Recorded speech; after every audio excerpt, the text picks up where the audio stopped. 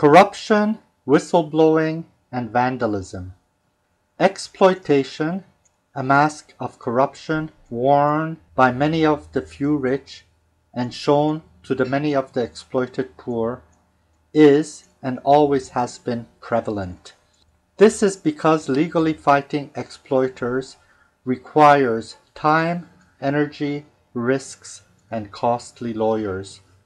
Partners of exploiters who benefit by your exploitation and choose to turn a blind eye to it are just as corrupt as your exploiters, leaving you outnumbered and defenseless with very few options. One option is to whistleblow and expose the exploiters and their blind and deaf partners. The other option is to vandalize anonymously and vent your frustrations. A whistleblower is a person who publishes alleged corrupt activities. U.S. civil activist Ralph Nader coined the phrase in the early 1970s to avoid the negative connotations found in other words such as informers and snitches.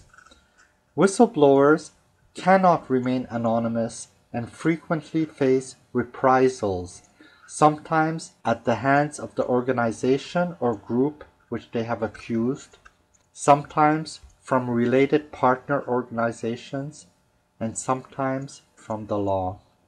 Vandalism is attributed originally to the Vandals, an ancient Germanic people who ransacked Rome in 455 AD.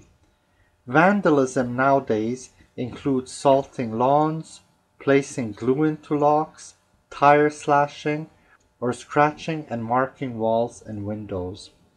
Vandalism is the safest way to voice frustrations and to avoid reprisals.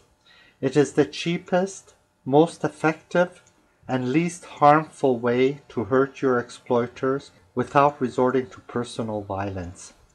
Vandalism is a criminal offense and must remain anonymous to be effective.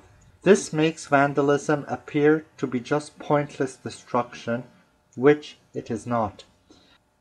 Unfortunately, vandalism often does not target the exploiters directly, but uses public areas like parks, schools, and bus and train stations for maximum publicity. The internet with social networks like Facebook and YouTube offer an avenue to whistleblow and to vent your frustrations. With YouTube, you can effectively articulate your complaint and use Facebook to tell all your friends who will hopefully sympathize with you and further spread your complaint to additional ears and mouths. If sufficient numbers comment and react to your complaint, your exploiter might think twice before exploiting others the next time. Be prepared to face threats of lawsuits by your exploiters and their teams of lawyers. If you expose only the truth, you can welcome any lawsuit against you as added publicity. Make your complaints as factual, neutral, and unemotional as you can.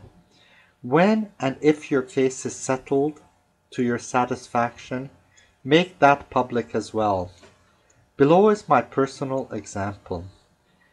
So before you resort to vandalism, blow your whistle and hope that it will be heard and heeded.